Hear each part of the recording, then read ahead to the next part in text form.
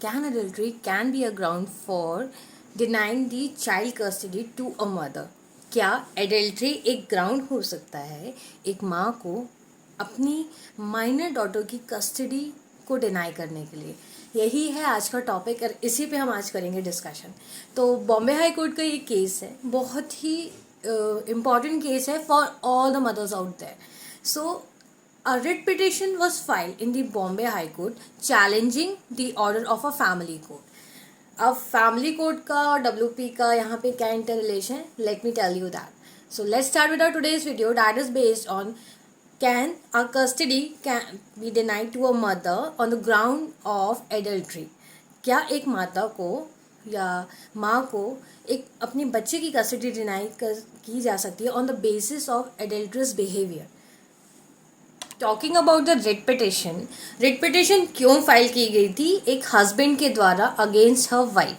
सो एक family court का order था जहाँ पे हस्बैंड ने अपनी बेटी की माइनर की कस्टडी के लिए एप्लीकेशन की थी, जिसकी एप्लीकेशन जो थी वो रिजेक्ट हुई थी।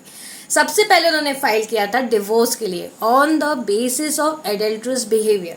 Adulterous behaviour means it can be an extramarital affair or it could be something that is related to a behavior of a woman apart from her marriage. Apart from her marriage means कि उसका कहीं किसी के साथ extra marital affair है या something like that. On the basis of that उन्होंने एक फैमिली कोर्ट में एप्लीकेशन लगाई थी जहाँ पे वो अपनी माइनर डॉटर की कस्टडी चाहते थे।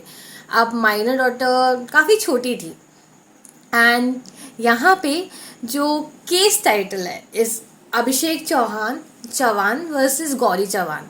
सो ये बॉम्बे का केस है एंड बॉम्बे हाई कोर्ट में फाइल हुआ था। फैमिली कोर्ट ने अभी एलिगेशंस प्रूव नहीं हुए थे। एलिगेशंस क्या लगे थे वाइफ पे एलिगेशंस लगे थे कि उनका एडल्ट्रस बिहेवियर है। On the basis of that वहाँ पे डिवोर्स फाइल किया गया था। यस, फैमिली कोर्ट में जो प्ली लगी थी वो डिवोर्स के लिए लगी थी एंड वहीं से ये पूरा जो है पूरी केस जो है स्टडी स्टार्ट होती है। जब फैमिली कोर्ट में उन्हें हस्बैंड ने अपनी वाइफ पे एडल्ट्रस बिहेवियर के चार्जेस लगाए थे, एलिगेशंस लगाए थे, उसी के दौरान ही उन्होंने एक एप्लीकेशन फाइल की थी जहाँ पे उन्हें अपनी माइनर डॉटर की जो थी कस्टडी चाहिए थी। अब वो कस्टडी जो थी एज एन इंटरिम वहाँ पे डिनाई कर दी गई थी फैमिली कोर्ट के द्वारा। किसे डिनाई की गई थी? हस्बैंड को डिनाई कर दी गई थी। Now let's move toward a writ petition. अब रिट पिटिशन भी यहाँ पे इसीलिए फाइल हुई थी ताकि माइनर डॉटर की कस्टडी ली जा सके in the Bombay high court. But Bombay high court ने ऑब्जर्व किया what they have observe and what they have given is quite commendable. What they have said that the adulterous behavior of a woman can be a ground for divorce, but it cannot be a ground for to deny the custody of a child. या अब मैं हिंदी में बोल देती हूँ आपके लिए ताकि आपको ये चीज़ समझ में आए। जो एडल्ट्रस बिहेवियर है या एक्स्ट्रा मैरिटल अफेयर है या समथिंग, कोई भी चार्जेस या एलिगेशन उनके ऊपर लगे हैं वाइफ के ऊपर, वो डिवोर्स का कारण बन सकता है बट कस्टडी को डिनाई करने का कारण कभी नहीं बन सकता है। सो हम इस पूरी हिस्ट्री को जानेंगे, इस केस स्टडी को जानेंगे और एनालिसिस को समझेंगे क्या एनालाइज किया। और ऐसे प्रीवियसली भी काफ़ी लैंडमार्क जजमेंट्स है जहाँ पे जो यहाँ पे पास हो चुके हैं उसका ही रेफरेंस दिया गया था इस पर्टिकुलर रिट पिटिशन में भी। Family court has observe while dismissing the plea. जो फैमिली कोर्ट ने डिसमिस की थी प्ली एप्लीकेशन जो हस्बैंड के द्वारा फाइल की गई थी for interim custody of a minor daughter, वो उसका जो एनालिसिस है उसका ये एनालिसिस है कि 9-year old डॉटर है हस्बैंड एंड वाइफ की, राइट, एंड हस्बैंड जो है वो वर्किंग है, हस्बैंड की फैमिली जो है वो भी वर्किंग है। अब 9-year-old जो डॉटर है उसको अगर एक मेड पालेगी तो उस पर क्या असर पड़ेगा, मतलब वो क्या ही सीखेगी। वेर एज अगर हम फिर वाइफ के पार्ट को देखें तो वाइफ जो है वो बाय प्रोफेशन डॉक्टर है, लाइसेंस है और उन्होंने अपने बेटी के स्कूल के पास ही एक रेसिडेंट लिया हुआ है।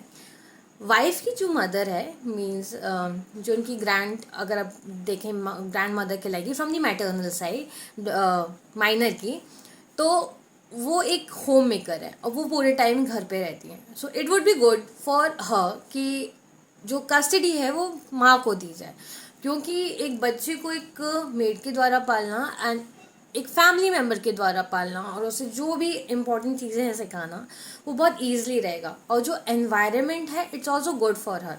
What code has also observe, family code has also observe, माँ के साथ जब तक बेटी रह रही है तो वो अपने स्टडीज़ में भी अच्छा परफॉर्म कर रही है एंड एक अच्छा इन्फ्लुएंस पड़ रहा है.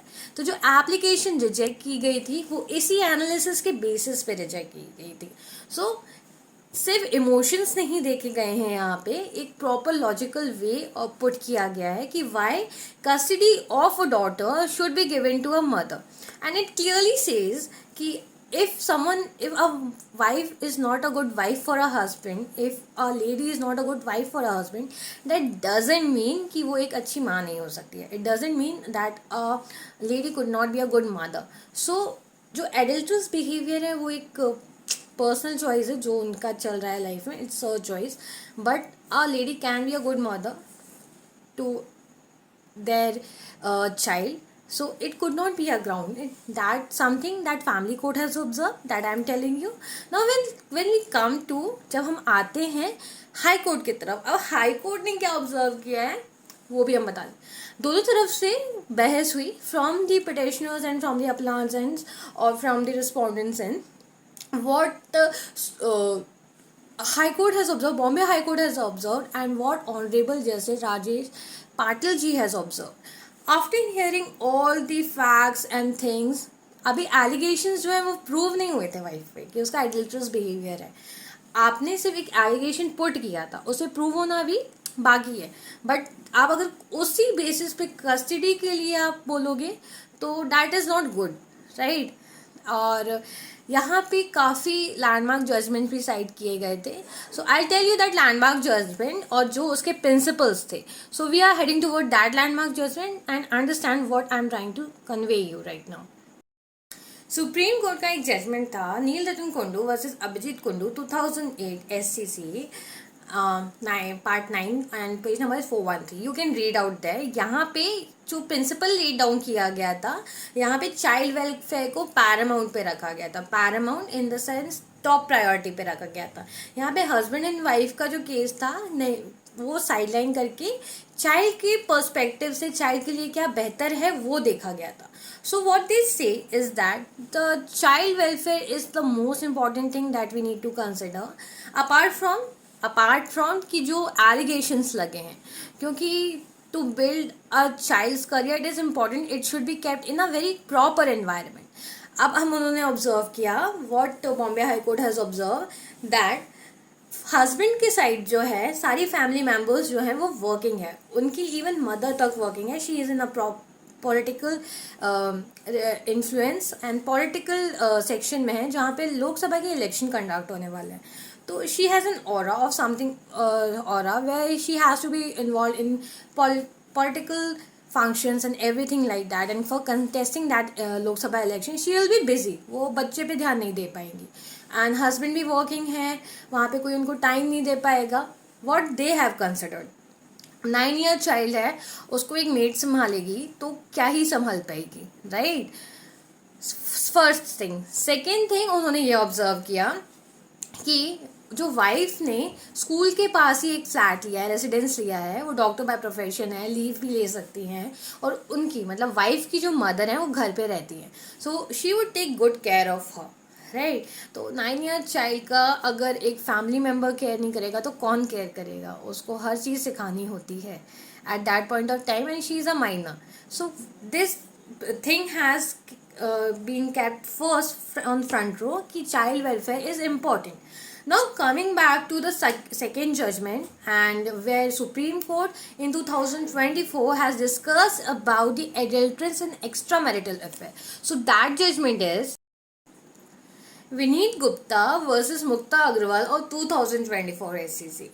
So in that judgment, it has been clearly specified that if a wife is in some extramarital affair, that doesn't mean that you can deny the custody of a minor to her. अगर एक wife adulterous behaviour है, सब कुछ है, where it is proven that she was into an extramarital affair, but that doesn't deny the right of a child's custody. तो ज़रूरी नहीं है कि अगर एक आप अच्छे वाइफ नहीं हो तो आप एक अच्छे माँ भी नहीं होगे. So that these two judgment has been put in the Bombay high court and taken the reference of. यहाँ पे दोनों ही जजमेंट का रेफरेंस लिया गया है. First is Neel Ratan Kundu versus Abhijit Kundu of 2008 SEC Part 9, where it has been clearly mentioned that if you can see कि अगर wife के साथ जब बच्चा कस्टडी वाइफ के साथ जब है तब उसकी एकेडमिक परफॉर्मेंस भी काफ़ी अच्छी है. वहाँ पे उसमें कोई भी ये चीज़ उसमें कोई इश्यूज नहीं आए हैं. अगर कोई इश्यूज नहीं आए हैं तो why the custody should be granted to a father, it should be with a mother. यहाँ पे जो रिट पिटिशन फाइल की थी उसे क्वैश किया गया. The decision was in the favour of a wife. So this was the important judgment that an adulterous behavior cannot be a ground to deny the child custody to a mother. So this important update for all the mother out there, सारी mothers जो अभी किसी divorce plea से वो चल रही हैं उनके लिए मैंने बनाया है. And do consider the facts that has been put by the court, क्योंकि facts and analysis is very important in any court. सारे फैक्ट्स एंड एनालिसिस जो आपको बताए जा रहे हैं वो इसलिए बताए जा रहे हैं where you can compare your condition with the others writ petition condition of family court में जो आपने केस फाइल किया है, ताकि अगर आप अपने पॉइंट्स रखें तो क्लियरली पुट कर सकें. So stay tuned with my channel, that is Advocate Anshalika. Don't forget to hit the like button if you like the video. Do share it with everyone. Share ज़रूर कीजिए. इसलिए share कीजिए ताकि लोगों को इस चीज़ के बारे में अवेयरनेस मिल सके, क्योंकि समटाइम्स हर इंसान को इसकी क्लैरिटी नहीं होती है.